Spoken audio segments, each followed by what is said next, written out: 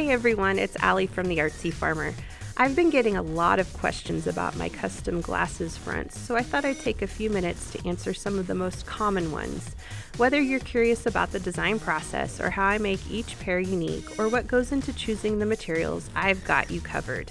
Stick around to learn more about what makes these custom glasses fronts so special and what I can do to help you bring your vision to life.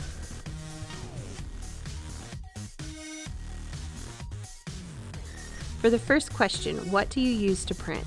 This is a great question. I use what I have on hand, which is my sublimation equipment. I print on Koala branded double-sided gloss photo paper using my sublimation printer and Printer's Jack sublimation ink. For the designs, I download them with Canva as high-quality PDFs, and then I press my images for 90 seconds at 375 degrees. That gets me those crisp, vibrant prints that I need for my glasses toppers.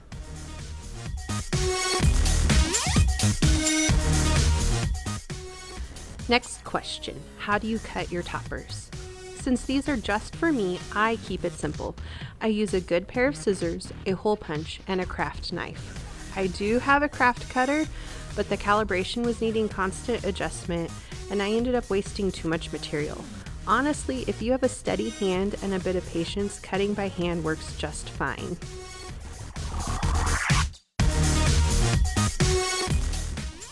What do you use for your bases? Long story short, I started with craft foam, and after a lot of trial and error, I've stuck with the craft foam.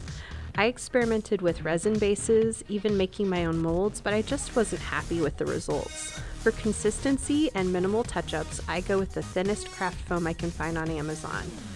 After I cut the magnet holes with a hole punch, I use jewelry or super glue to adhere the sublimated topper to the foam, and then I finish it off with a thin, even layer of UV resin.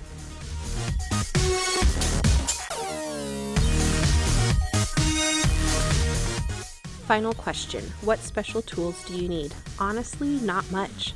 All you really need is a good pair of scissors, a craft knife, a decent color printer, your preference of base, which you can either make yourself or buy, strong glue, and a top coat. I personally use UV resin, but I know others who use epoxy resin or even clear nail polish. That's really all you need. I do have a cheap battery-powered tool that I used for filing and drilling, a silicone brush which is made for polygel nails, and tweezers for the resin work, but the tools you use will depend on your preferences. Find what works best for you.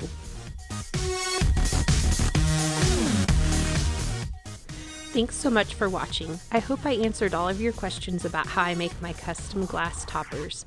If you're interested in learning more, stay tuned. I have a video coming out soon on how to create custom shaped photo frames in Canva, and I'll also be doing a full video demo of me making a pair of toppers from start to finish.